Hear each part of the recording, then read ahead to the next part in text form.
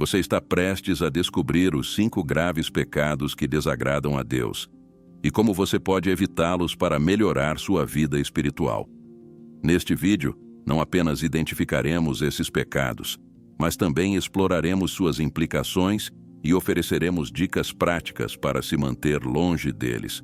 Por acaso você já sentiu que algo em sua vida poderia estar bloqueando suas bênçãos?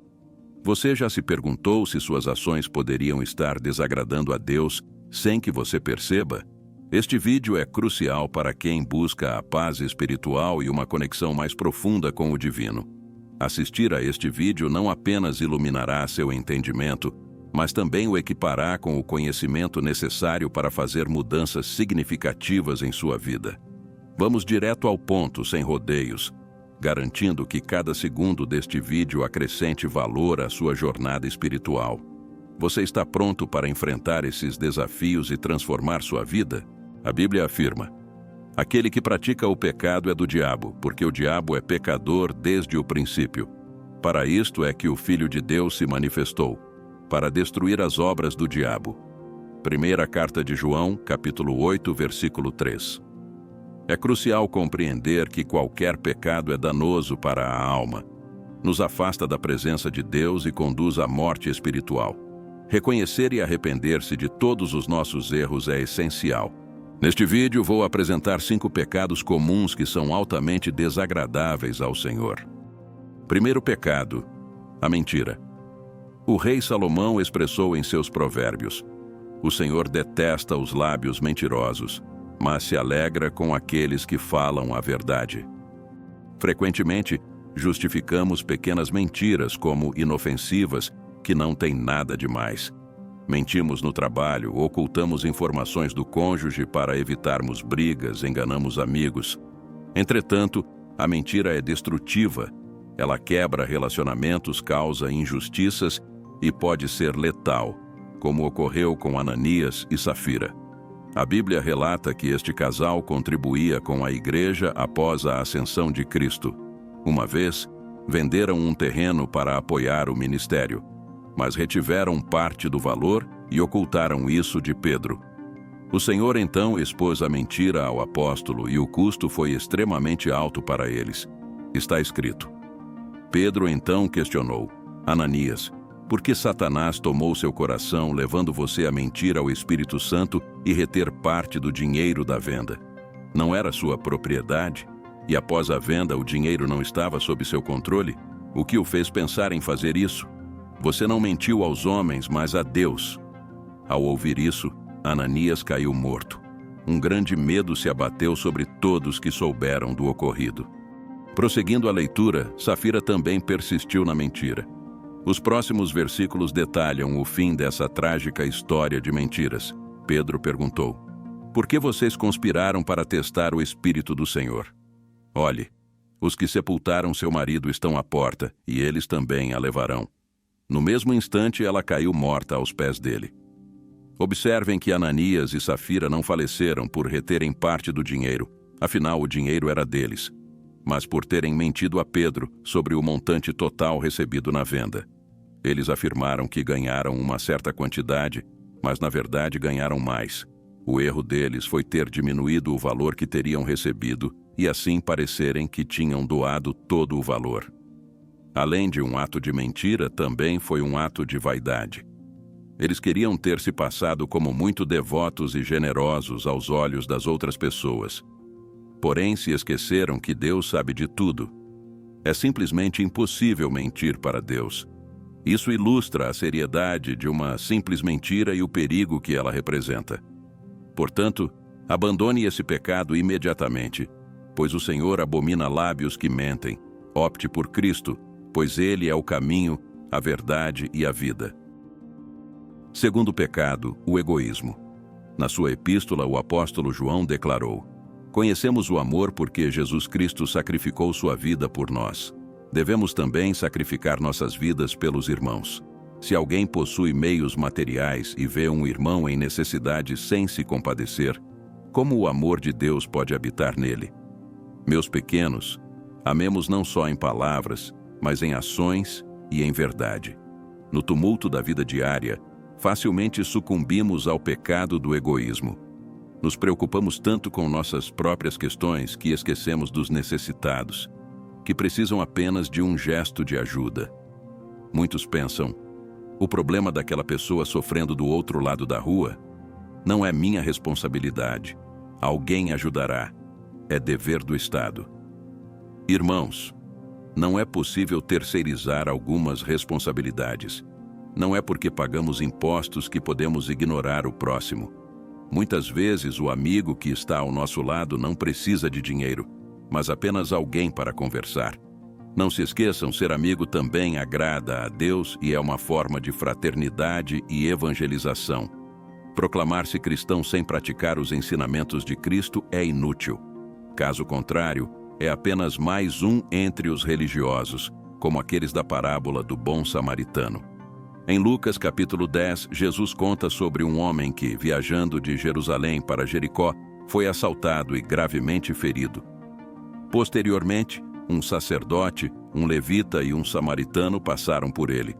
Os dois primeiros, conhecedores das Escrituras, ignoraram o homem ferido, enquanto o samaritano, visto como indigno, parou para ajudá-lo. Essa parábola de Jesus critica o egoísmo nos corações dos crentes. Sabendo do mandamento divino de amar o próximo, sacerdote e levita deveriam ter ajudado, mas passaram adiante, revelando uma fé hipócrita e superficial. Não podemos solucionar todos os problemas mundiais, mas como cristãos, podemos ao menos mostrar compaixão pelo sofrimento alheio. Podemos e devemos ajudar quem está próximo a nós. O egoísmo é pecaminoso, pois evidencia a ausência do amor de Deus em nosso coração. Terceiro pecado, a inveja. Este pecado, bastante comum, deve ser evitado diligentemente. O apóstolo Paulo orientou: se vivemos pelo Espírito, andemos também pelo Espírito. Não sejamos arrogantes, provocando uns aos outros, nem invejosos. A inveja é um pecado sério que pode levar à destruição. Invejar significa desejar o que outro possui. Quem sente inveja não se alegra com as bênçãos alheias e pode até odiar seu próximo por possuir o que tanto deseja. Isso ocorreu com Saul, cuja vida e reinado começaram a ruir quando invejou Davi. O profeta Samuel relatou: quando os soldados retornaram, após Davi derrotar o filisteu, as mulheres das cidades de Israel vieram ao encontro do rei Saul com cantos e danças, tamborins, músicas alegres e instrumentos de 3 cordas. Enquanto dançavam, cantavam: Saul matou milhares e Davi dezenas de milhares. Saul se irritou muito com esse refrão, pensando: a Davi atribuem dezenas de milhares, mas a mim apenas milhares. O que mais ele pode querer além do reino? Desde então, Saul olhou para Davi com inveja. Essa passagem mostra que a inveja de Saul pela popularidade de Davi o cegou espiritualmente. As pessoas celebravam a vitória de Israel e honravam seu rei, mas Saul só via o reconhecimento dado a Davi, que era apenas um soldado naquele momento. Se a música tivesse dito que Saul matou milhares, ele estaria satisfeito, já que era um grande feito. No entanto, diante das dezenas de milhares atribuídas a Davi, ele se concentrou na grande discrepância entre eles. Assim, em seus olhos, seu próprio sucesso foi minimizado, como se matar 1000 em batalha fosse pouco. O problema do invejoso é que não se contenta em ser excelente. Quer ser o melhor e o maior. Se prosseguirmos com a leitura do livro de Samuel, veremos que, após esse episódio, Saul se afastou da presença de Deus, perseguiu Davi e agiu impulsivamente, resultando na ruína de sua vida e reinado. Portanto, não permita que a inveja cegue seus olhos e o afaste da presença do Senhor. Escolha por viver e andar pelo Espírito de Deus, que pode mantê-lo longe do pecado. Em vez de invejar, escolha amar as pessoas e celebrar suas conquistas. Fique feliz pelas conquistas honestas das outras pessoas. Quarto pecado: a rebeldia. Quantas vezes nos rebelamos contra Deus por motivos triviais, não é? Uma oração não atendida ou um sonho não realizado pode rapidamente nos levar a questionar e murmurar sobre a bondade e o poder do Senhor. Este é um pecado tão sério que o profeta Samuel o equiparou à feitiçaria. Ele afirmou: a rebeldia é como o pecado da feitiçaria, e a arrogância como o mal da idolatria. A rebeldia é tão abominável para Deus que a Bíblia relata que ele enviou severos castigos aos hebreus que atravessavam o deserto em direção a Canaã. Em Números capítulo 16, encontramos a história de Corá, Datã, Abirão e outros 250 homens que se recusaram a obedecer a Moisés. Essa insubordinação era também uma rebelião contra Deus, pois Moisés era seu escolhido. Moisés orou e depois instruiu Corá e seus seguidores. Pela manhã, o Senhor mostrará quem é seu e quem é santo, e fará chegar perto dele quem escolher. Peguem seus incensários, Corá e todos os seus seguidores. Coloquem fogo e incenso neles amanhã diante do Senhor. O escolhido será o santo. No dia seguinte, Corá e os 250 homens se reuniram com Moisés no tabernáculo e queimaram incenso, uma ação reservada apenas aos sacerdotes. Deus então ordenou que o povo se afastasse de Corá e seus aliados. Subitamente, a terra se abriu e engoliu os rebeldes. Frequentemente queremos seguir nosso próprio caminho e ignoramos as ordens de Deus, pensando saber o melhor para nós, desviando-nos de seus caminhos. No entanto, a rebeldia é uma armadilha perigosa, causando apenas adversidade. Portanto, buscar fazer a vontade de Deus é o caminho para a segurança. Quinto pecado: a soberba. A soberba, ou orgulho, é frequentemente considerada a raiz de muitos outros pecados e falhas morais. É um pecado que infla o ego, colocando nossos desejos e vontades acima das orientações e do amor de Deus. Na Bíblia, encontramos várias passagens que condenam a soberba, mas uma das mais diretas é encontrada em Provérbios 16:18. A soberba precede a destruição, e o espírito altivo antecede a queda.